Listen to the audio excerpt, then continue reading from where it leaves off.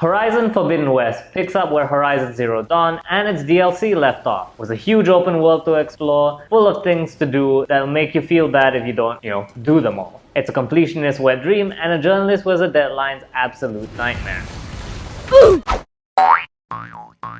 Gamer Braves. What's up, lads? It's Wan Amirul from Gamer Braves, and today we're going to be looking at Horizon Forbidden West, the game that combines the premises of Death Stranding, Terminator, and Jurassic Park. You're going to want to check this one out. Before you do though, don't forget to hit that subscribe button, let us know that you like the content, and tell us what games you're looking forward to coming out this year, and whether or not they start with E and end with Elden Ring. If you've already played Horizon Zero Dawn, you don't really need much convincing to play Horizon Forbidden West. If you're practically chomping at the bit for more of Genshin Impact character Aloy, you're gonna be happy with this game, even if she forgot to do her makeup before leaving the house this morning. And as you should be. It's a good game, and the best way to describe it is more Horizon. It's practically a unilateral step up from Horizon Zero Dawn, so if you had anything nice to say about Horizon Zero Dawn, you're gonna love Forbidden West. It really feels like Guerrilla Games went yes and to everything good about Horizon Zero Dawn, and the result is a game that just feels good, unlike your cousin's improv show. I took some of your stew last time I went into the wilds.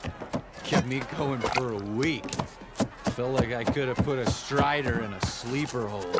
One of my favorite ways to see this is the way that Aloy interacts with the world. You get this especially with the shield wing hang glider, which lets you see the world from a top-down view, basically. Admittedly, it's not the first time Aloy has had a hang glider, but it is the first time in the main game that she's been in. It's not just the gacha-infested skies though. You can also explore it underwater with the new items as well. And I gotta say, it looks pretty. On top of that, it's great to just hang out down there if you wanna get away from enemies or something. Horizon Forbidden West does run into the same problem that a lot of open world games do, which is that the actual moving through the world doesn't always feel the best. It's not the game's fault though, it's literally a genre-wide problem. When you have a huge map, you don't wanna really make walking forwards a kind of mini game just to keep people entrenched. Unless your name's Hideo Kojima, but even he decided to come up with a whole new genre when he decided to do that. That being said though, the world is gorgeous and it's got a day and night cycle, so you can appreciate every single vista in the game, be it in the morning or nighttime. And there's a lot that's pretty to look at because there's a lot of interesting things in the world, like ruins, villages, and of course, giant robots. There's way more types of them in this game now compared to Horizon Zero Dawn, such as robots clearly based off Triceratops, Spinosaurus, heck, even a woolly mammoth. I especially like the raptors, although I will be a little pedantic here. While it's cool that they have technically feathered raptors in this game, those arms are not nearly feathered enough. They would look like actual chickens. But in the context of a giant robot, hey, it looks really cool and it's probably one of my favorite designs in the game. There's also Apex mechs now, which have traded their shiny apple white shells for a more edgy black while they listen to My Chemical Romance. That's a reference for you people. They drop better loot and they spawn randomly, so you can totally lose yourself in the game hunting these giant robots. They also can't be hacked, so that provides quite a bit of a challenge since they're pretty much wandering bosses that you're gonna have to fight. It also highlights the main point of this game, which is, just like Monster Hunter, it's not about admiring the beauty of these animals, it's about killing them and turning them into things you can use, like a hat. There's a lot of new things, such as new status conditions that you can use to really make the fights more interesting. I'm especially a big fan of the new acid type. When an enemy gets procced by the status effect, acid makes it so you do more damage to the enemy. I love it, and I'm glad that they stayed away from the Warframe school of design where all late game enemies will require acid to make up for the HP bloat. There's also the new sticky type, which does one of my favorite things any action game can do, which forces the boss to alter their moveset. If they're sticky, some of their moves will be locked out, which is great because now you don't have to worry about suddenly being bum rushed because, well, the monster's all sticky. However, it does affect the player too, since you will now be the person who covered an innocent animal in a sticky fluid.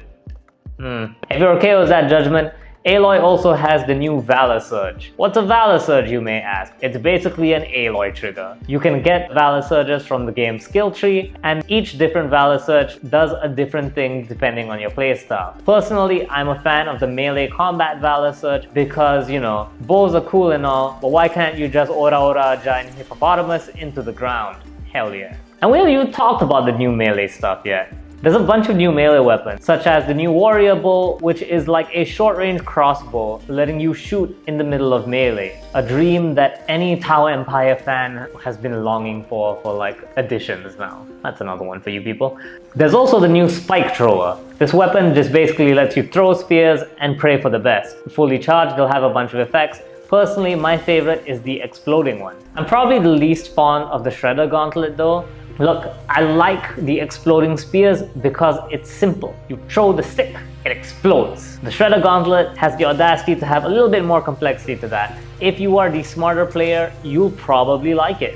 I didn't because of exploding spears. Even if you haven't played any of the Horizon series or Genshin Impact, it's hard to not be drawn into Horizon Forbidden West. It's a game with lots to do, whether you're hunting apex monsters or doing any of the side content, which even includes a board game. It's called Machine Strike.